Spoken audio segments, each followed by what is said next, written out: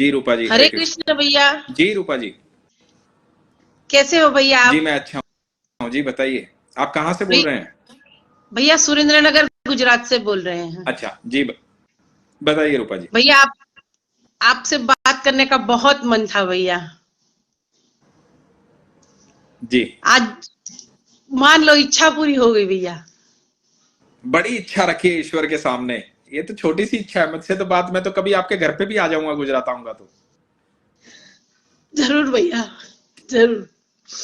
भैया मुझे आपसे एक अनुभव शेयर करना है भैया। हाँ बताइए। मैंने आपको एक अनुभव लिखकर भेजा है, पर एक अनुभव मैंने आपके लिए रखा है भैया। जी बताइए बताइए। भैया मैं शिव जी की बहुत बड़ी भक्त हूँ। जी बहुत। जी मुझे शिव जी का इतना है कि मानो मत भैया। हम 2022 में भैया हम केदारनाथ गए हुए थे। जी। तो भैया इतनी सिचुएशन वो हो गई, मेरी तबीयत खराब हो गई थी। पर मुझे भैया जाना था, मुझे बाबा से मिलना था। मैंने एक जिद कर ली कि बाबा मुझे आपसे मिलना है, केदारनाथ आना है मुझे।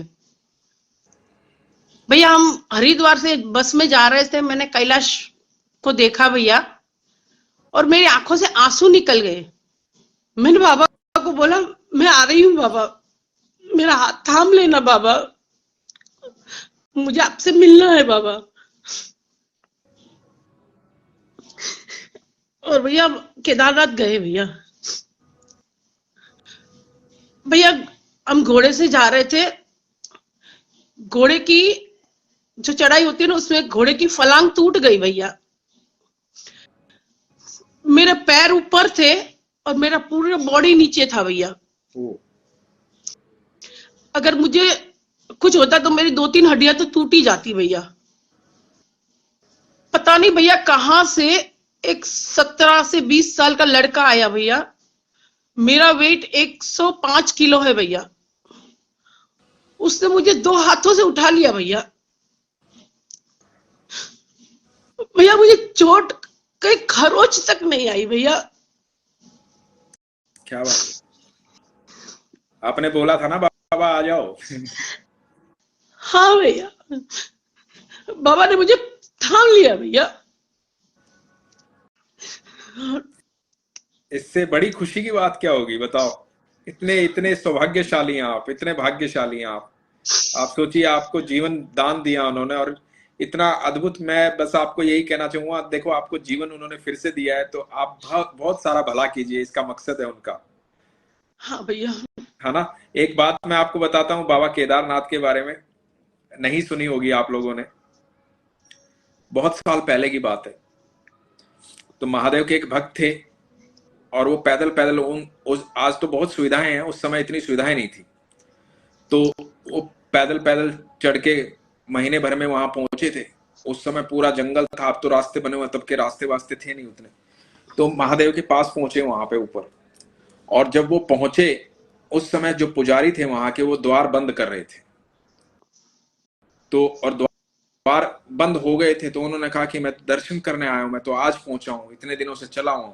तो उन्होंने कहा कि नियम है, अब द्वार बंद हो गए तो द्वार खुलेंगे नहीं। जी भैया। बोले कि मुझे एक बार महादेव के दर्शन करवा दो, मैं तो मिलने आया हूँ भोलेनाथ से। तो बोले कि अब तो नहीं खुलेंगे, और अब 6 महीने के लिए, मतलब जो 4 महीने का 6 महीने का जो समय होता है, उतने उस समय जो समय था, तो इतने महीने के लिए नहीं खुलेंगे। अब आप तब आना, तभी द्वार खुलेंगे, क्योंकि अब जो सीजन है वो बर्फबारी होगी बहुत ज्यादा। तो आप क्या नाम, अब तब आना। अब क्योंकि शाम का समय हो गया था, तो उस व्यक्ति ने कहा कि अच्छा, तब आना होगा। अब पुजारी जी ये कह के चले गए, और ये व्यक्ति वहां बैठा रह गया। ये बोला कि अब अंधेरे में मैं कहाँ जाऊंगा, कैसे उतरूंगा, तो सुबह ही देखूंगा जहां जाऊंगा। तो और ठंड लग रही थी, क्योंकि बर्फ गिरनी स्टार्ट हो गई थी वहां पे, सर्दी हो गई थी। तो बताते हैं कि एक साधु आए वहां पर, और साधु आकर के इसको बोले कि क्या हुआ, क्या इंतजार कर रहा है। तो बोले कि मैं तो मेरे बाबा से मिलने आया था, पर यहाँ द्वार बंद हो गए। अब उन्होंने बताया पुजारी जी ने कि बाबा जो है वो बाद में मिलेंगे 6 महीने बाद, तो तब आना पड़ेगा। तो 4 महीने या 5 महीने, जितने महीने मंदिर बंद रहेगा तब आना पड़ेगा। तो मैं तो आया था तपस्या करके, पर मेरे नसीब में नहीं थे बाबा से मिलना। तो मुझे महादेव से मिलना था। तो बोला कि तेरे को ठंड ज्यादा लग रही है तो ये कंबल ले ले, अभी यहाँ पे रुकेगा रात भर तो ठंड ज्यादा लगेगी, तो कंबल ले ले। और थोड़ा सा अलाव उन्होंने वहां पे जला दिया, मतलब थोड़ा सा अग्नि का इंतजाम कर दिया साधु बाबा ने। उनके साथ हाथ सेके, बातें की उस व्यक्ति के साथ, और कंबल दिया उनको कि ये कंबल ले। तो उसने कहा महाराज आपके पास भी तो कंबल नहीं। बोला नहीं, मेरे पास बहुत है कंबल, तू ये ले ले और विश्राम कर ले, सुबह निकल जाना। तो बोले कि ठीक है। और ये जो साधु बाबा थे ये चले गए कह के। और वहां थोड़ी सी गर्मी बनी उस अलाव के कारण, कंबल मिल गया था तो नींद का झोंका आ गया। नींद का झोंका आ गया जब सुबह हो गई थी, तो एक आदमी ने आके उठाया इनको कि अरे उठो बाबा, मंदिर के बाहर ही वो सो रहे थे। तो बोले कि उठो बाबा। बोला हाँ हाँ। अरे तो बर्फ गिरनी जो थी, बर्फ गिरी होगी रात भर, जो हालत थी, लेकिन अभी वैसा माहौल नहीं था। तो इन्होंने कहा कि आओ। तो वो पुजारी जी थे, बोले कि आप तो कह रहे थे कि आप आओगे नहीं अभी 4-5 महीने, आप मुझे उठाने आ गए। तो बोले अरे 4-5 महीने नहीं आओगे, तुम कौन हो? बोले कि अरे मैं आया था ना आपके पास कल रात को, आपने कहा कि अभी तो 4-5 महीने मंदिर बंद रहेगा।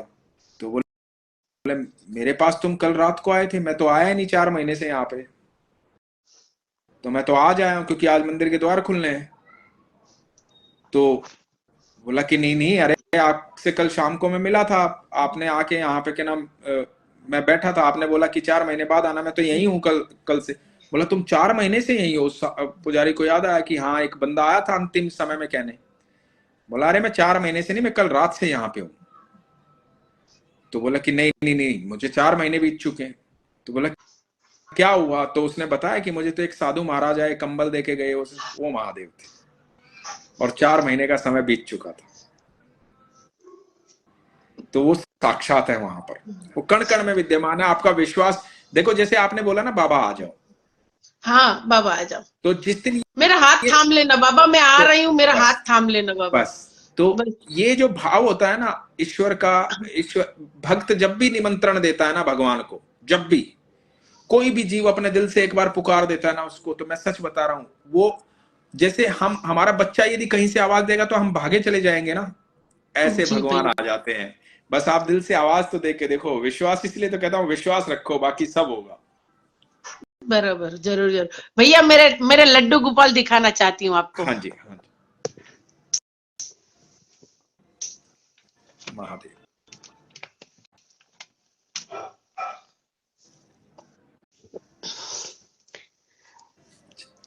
भैया मैं है ना पहले बहुत शिव जी का बहुत तो करती थी, कान्हा जी का मानते थे, कान्हा जी को, ऐसा नहीं है, पर इतना नहीं। जब से आपसे जुड़े हैं ना भैया, कान्हा जी के प्रति प्रेम असीम हो गया भैया। हम लड्डू आप गोपाल के दर्शन कर नहीं पाए हैं क्योंकि शायद आपका कैमरा ऊपर, महादेव के दर्शन तो हमने किए। अच्छा ऐसा है, ठीक है, फिर से एक बार। अरे वाह, जय हो ठाकुर जी की, बड़े सुंदर ठाकुर जी है। ठीक है, हरे कृष्ण। भैया, तो हरे कृष्ण। ख्याल रखिए, खुश रहिए, सुखी रहिए और हाँ स्वस्थ भैया, रहिए। ठीक है, बस भैया, जरूर जरूर भैया, आप जब भी गुजरात आओ ना, प्लीज इन्फॉर्म मी भैया। पक्का पक्का।